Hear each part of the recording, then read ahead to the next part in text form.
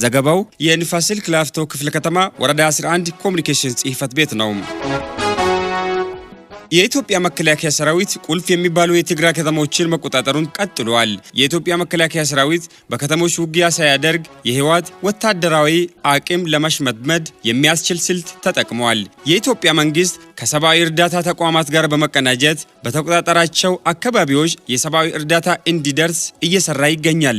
የአገልግሎት ሰጪ ተቋማት በእነዚህ አካባቢዎች አገልግሎት ለመጀመር የሚያስችል ዝግጅት እንዲያፋጥኑ እያደረገ ይገኛል። ከየአካባቢ ማህበረሰብ ጋር በመነጋገር ህዝባዊ አስተዳደር የሚቀናጅበትና ማህበራዊ አገልግሎቶች የሚጀመርበት መንገድ እያመቻቸ ይገኛል። ይህ በእንዲህ እንዳለ በአፍሪካ ህብረት በኩል በደቡብ አፍሪካ በሚደረገው የሰላም ንግግር የሚሳተፍ ይሆናል።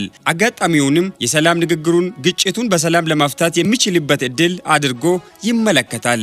በመከላከያ ኃይላችን መስዋዕትነት እየተከላከለ የመጣውን ሁኔታ የበለጠ ለማጠናከር ምቹ አጋጣሚን የሚፈጥር አድርጎ ይወስዳል። በሰላም ንግግሩ ላይ የሚሳተፍ የኢትዮጵያ ልዑካን ቡድን ዛሬ ጠዋት ወደ ደቡብ አፍሪካ አምርቷል።